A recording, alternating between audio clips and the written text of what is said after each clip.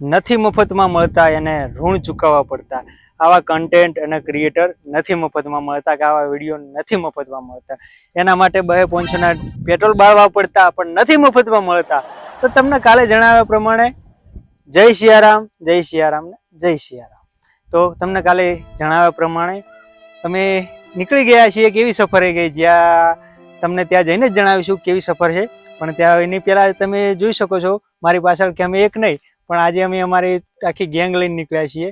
અને મજાની વાત એ છે કે અમારે મુકેશભાઈ, પછી અજયભાઈ, મોહિતભાઈ અને ભાવેશભાઈ અને હું પાંચ પરમેશ્વર કહેવાય, પણ અમે 5 પંચાયતિયા જેવા છીએ. એટલે પરમેશ્વરનું સેટિંગ થાય એવું નથી. તો ચલો તમને બતાવીએ આગળ કઈ રીતે અમે વ્લોગનું શૂટિંગ કરીએ. સોરી, કઈ રીતે અમે વિડીયોનું જે અમારી અનોખી મુલાકાત છે એનું અમે કઈ રીતે શૂટિંગ કરીએ છીએ, કઈ રીતે પ્રિપેરેશન કરીએ છીએ અને કઈ રીતે આખો સેટઅપ હોય છે. તો તમને ડાયરેક્ટ લોકેશન ઉપર તમને બતાવીશું કે આ રીતે અમે શૂટિંગ કરીએ છીએ. ત્યારે શૂટિંગ કરી એડિટિંગ કરીને ત્યારે વિડીયો આવે છે ને ત્યારે તમને સરસ મજાનો જોવા મળે છે. અને તોય તમને ખાલી એક પેલું જે આ બાજુ જો નેચર સબસ્ક્રાઇબ લખેલું આયર્યું જ એ સબસ્ક્રાઇબ દબાવતું જ કાઠવું પડે છે. શીખર આંગળી નહીં પાછી જોઈ લેજો, દબાવજો એક વખત. હા બસ, નહીં પાકી તમારા આંગળી એટલે વાંધો નહીં. એટલે તમે સબસ્ક્રાઇબ કરી લો, શેર કરી દો. શેર નથી કરી પણ ખાલી સબસ્ક્રાઇબ કરી દો. ચાલો કે તમારા જેવા સરસ મજાના દર્શક મિત્રો અને મારા 350 સબસ્ક્રાઇબરો એવું થોડું ચાલે યાર.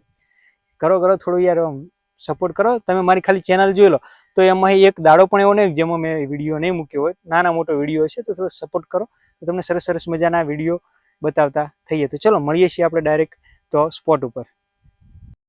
તો આપણે જેની જોતા તારા એ જગ્યા ઉપર આપણે આવી ગયા છીએ. આ છે ચાણસ્મા અને મોઢેરા વચ્ચે આવેલું બાળ પૂર્વજ મંદિર, જ્યાં ચડાવાય છે ફક્ત પાણીનો પ્રસાદ. અને મારી પાછળ તમે જોઈ શકો છો મંદિર, અને આ બાજુ જોઈ શકો છો તમે પાણીની બોટલોનો પહાડ, જે અહીંયા નકરી પાણીની બોટલો ચડાવાય છે. તમને બતાવી દઉં કે કેટલી બોટલો છે. તમે જોઈ શકો છો મારી પાછળ કે કેટલી બોટલો છે અને કેટલી સંખ્યામાં છે. એમ નહીં ખાલી બોટલો, પણ કેટલી સંખ્યામાં છે ને એ તમે જોઈ શકો.